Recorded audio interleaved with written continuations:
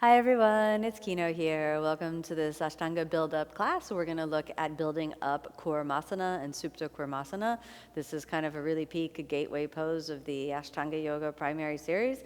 Very difficult, very challenging. So you want to go slowly and not force or rush your body. The tortoise pose means to make the back strong like a tortoise and also to recruit a little bit of hyper hip flexion in both the parallel and also the external rotation position. There's a lot going on in this asana. So first, let's look at how to adapt the asana, because I think that's really important. If you feel that it's just completely inaccessible, what are some tools that will allow you to actually adapt the pose? So let's start off there. From a seated position, I want you to bend your knees, and then just sit with kind of an open knee bend and the feet flexed.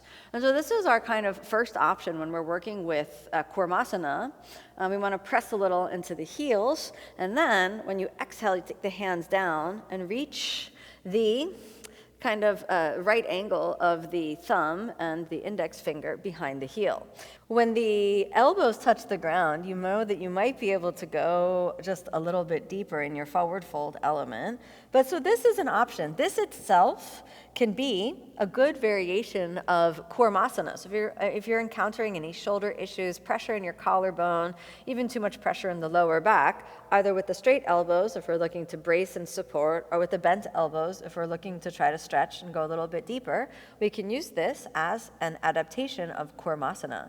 If this is our Kurmasana variation, then our Supta Kurmasana variation is going to bring the feet together with the soles of the feet pointed open, and then the hands can go underneath the ankle bone, so we can make sure that the ankle bone doesn't feel too much pressure, keeping the elbows in between, and then we'll round the back and aim the forehead to the heels. And so we're still getting that kurma back, meaning the tortoise back, where the back is slightly rounded. And then we would inhale and bringing it up, and then exhale. We've completed our variation of Kurmasana and Supta Kurmasana. Let's look at some other versions. So perhaps the most important thing to think about when we are progressing from this variation into a more flattened variation of the asana is to not bring the legs too wide apart. There's a lot of people that try to do this asana here, and then this can put a lot of pressure on the inner thighs and even on the back. So instead, we want to think about trying to have the feet not too much wider than your yoga mat apart. You can start off with the heels on the outer edges of the mat, and then once your elbows are comfortably on the ground, then we can explore actually entering the Supta Kurmasana position, or the Kurmasana position. Many students will just take their hands back, and that's fine. However, sometimes the shoulder doesn't really descend deep enough. So you could try to lift your hip off the ground and bring one hand back, and then drop that shoulder like you're scooping the shoulder underneath. Then squeeze the knee onto that shoulder. Lean over to the other side, scoop the shoulder under, and then you've gotten yourself a little bit deeper down. Now try not to let the knees move into external rotation, so don't let them point out. Keep them snuggled onto the shoulders and press back, and then you'll slowly find the way to stretch the back to come down. And so this is our Kurmasana variation. So this is a more classical variation of the asana, and we want to think about reaching the chin towards the ground or the chest towards the ground. Some of you will have your foreheads more to the ground. That's okay. If you're able to be here, you could also explore lifting the heels. All right, now, to come out of the asana, we can go over the same thing. We can lean to one side, lean to the other side, and then observe. There's been quite a lot of pressure on the back, and that's part of the kurma experience. The whole Kurmasana experience is actually to get that feeling of how can I stabilize the back in this position. It's a deep stretch, but it's also a deep strengthening.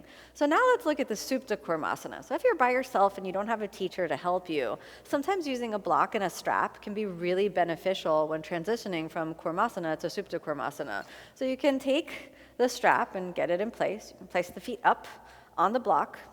I'm going to make the block actually a little higher because sometimes you actually need a little higher position of the feet so that the torso can slide better between. I'm going to have that strap handy and in a good position. So I'm going to get the strap over on the side of the body.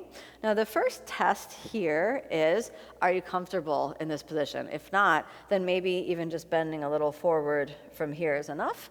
Our second movement will be, can the hands hold onto the block? And then can the head touch the feet? The head can touch the feet, it's great, but we don't want to be involving the arms if this is as far as you're going to get. Then, the next question to ask is, can the head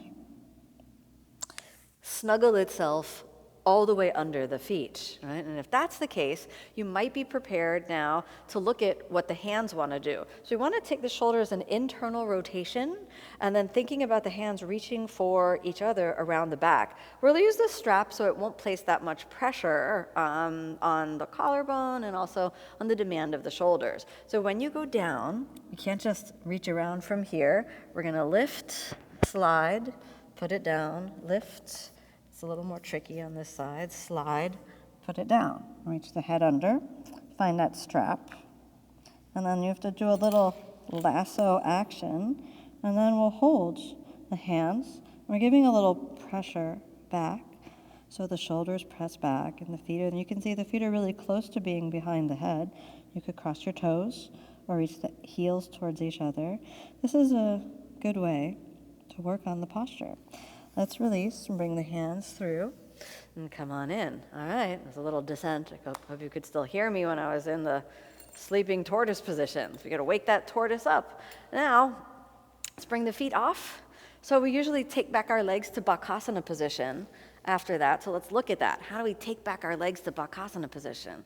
Well, if your feet were here, this also meant that the shoulders are still under the calf muscle. So when you're in this position, we want to think about pitching the shoulders forward and little down as the hips move back and up. And you can use your feet to catch you. So we just come forward and little down.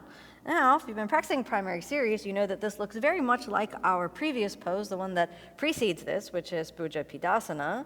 And the shoulders nice and strong. Then, you're going to take one leg back. You're going to take the other leg back, and we try to immediately take back the legs, Bakasana. If you didn't jump back, you can touch the toes to the ground, you can jump back. If you don't like your Bakasana, you can reset up, but I'd recommend you try to just hold yourself here, shoot the legs back, find your plank, and then Chaturanga.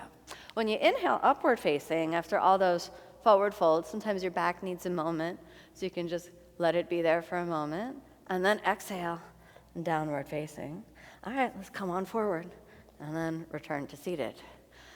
I hope you found this in-depth look at the ways to work Kurmasana Supta Kurmasana beneficial. Of course, practicing with a teacher and getting assisted in this asana is a wonderful way to really progress in the classical methodology. But finding ways to work on your own, understanding that your body often needs its own time to kind of find its own path into every asana is very important. So keep practicing. If you want to go deeper into the Ashtanga yoga method, come on over to omstars.com where you can get some live interactive support for your Ashtanga yoga journey. I'd love to see you there. Thank you so much for joining me on this deep dive into Kurmasana and Supta Kurmasana. I hope you found it beneficial for your practice. May you be happy, may you be peaceful, may you be filled with love.